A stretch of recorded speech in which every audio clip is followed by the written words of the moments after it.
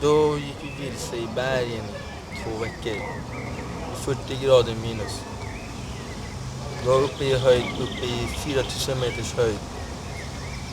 Med ingen mat, ingen vatten. Och vi fick gå och gå och gå. Det var bara jag och en annan kille. Vi skulle passera gränsen. Vi gick upp från den bergen, vi var på toppen. När vi var på toppen då var det all moln under oss. Och solen sken. Då var det väldigt vackert syn att se på allt jord under oss. Alla berg och allt. Det var så stort och man kände sig så liten. Det var då första gången jag började tänka. Jag vore den minsta varelsen i hela världen. Så lite kände jag mig, fast ändå var jag stolt att vara en del av den här världen. Att vi allihopa är från en och samma rot. Vi är alla människor, exakt likadana.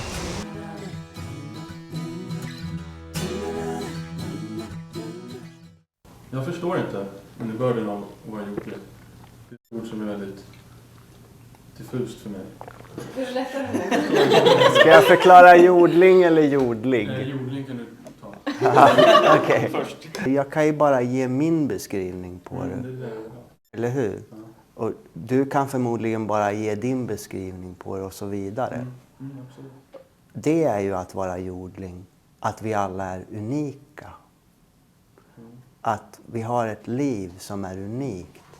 Att även fast vi är lika på så otroligt många punkter, om vi börjar titta på varandras drömmar och förhoppningar och våra möjligheter, så är vi väldigt unika.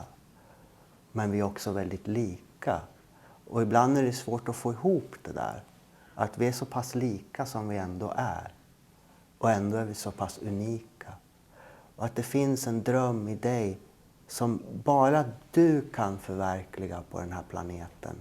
Och du är på väg till ett ställe dit bara du kan gå. Och du och du och du och jag också är också på väg till ett ställe dit bara jag kan gå. Och det är samma ställe vi ska till. Men vägen dit är väldigt unik för var och en. Det är att vara jordling. I notice some young people at their early age, there is mind very, very fresh, and they really want to carry a more meaningful life, more reasonable life. Once you become part of that as a society,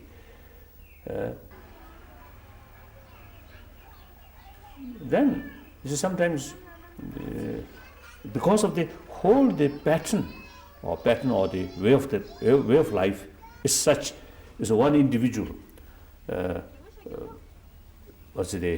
can't do much. Something like big flood. Big flood. Flood, yes. One is individual. Yes. Once you in the flood, you can't do much.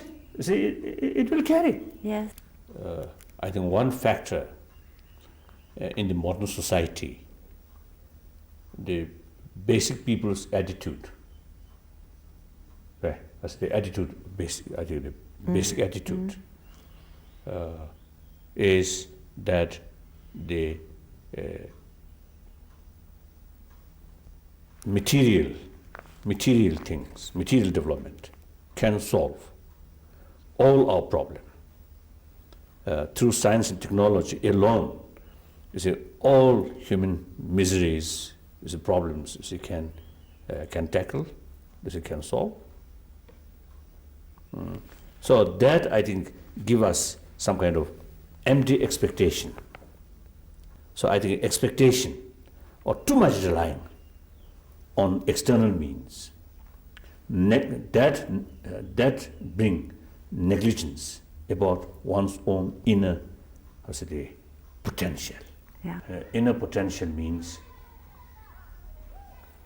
the right kind of attitude with peace of mind. I think very important, very, very important element or factor to keep our inner peace. What is the relationship between me and the larger world?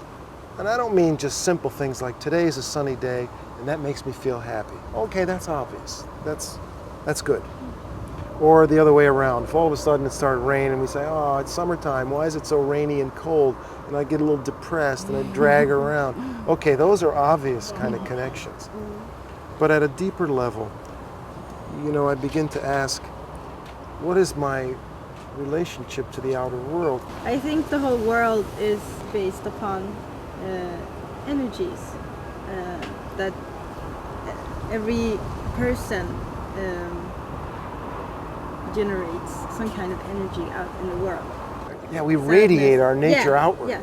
I don't just end at my skin, No. that I've got tentacles or connections that bring me into some kind of intimate relationship to you, to the stones underneath our feet, and to the larger world, you know. Yet sometimes we have these very strange experiences where the outer world and the inner world are deeply and meaningfully connected, but without one causing the other, you know, in the normal sense of cause. So then the next question comes up, well, from a scientific point of view, how could that possibly make sense?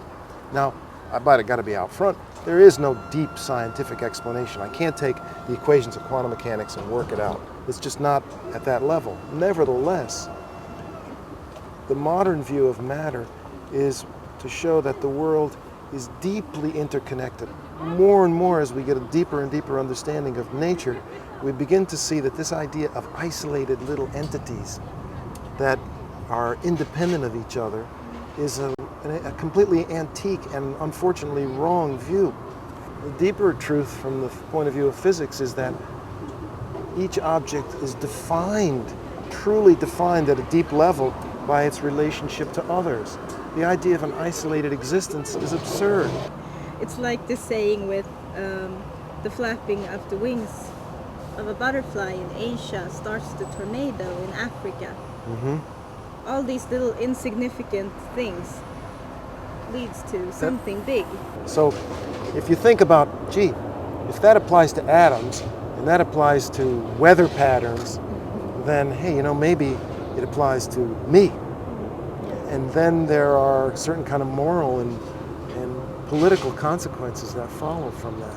How does one connect these intellectual ideas from science, let's say, with my heart concerns, my concerns for intimacy, my desire to cultivate that thing that we call our most essential identity or our soul, you know? And then another thing, the awareness about the interdependent, connectedness. That give us wider perspective when you face with one problem. If you look only towards that is a problem. So as a result, more frustration, more depression. But if you have the deeper awareness about the interrelated nature, then you see this unwanted thing happened because of many factors and many decades due to eventual development, gradual development through many decades. Now today this problem happened. So therefore, you see the frustration due to that independent absolute is a problem, no longer there. So I think these are the main factor in order to keep our peace of mind. I think the study, not as a religious subject, but rather as it is like a psychology, study more about mental function, about mind. Maybe I think useful. Yes. Very useful. And including some simple meditation. Maybe. The sky is not a ceiling, and the earth has no walls. It's just a boundary to make genius of us all.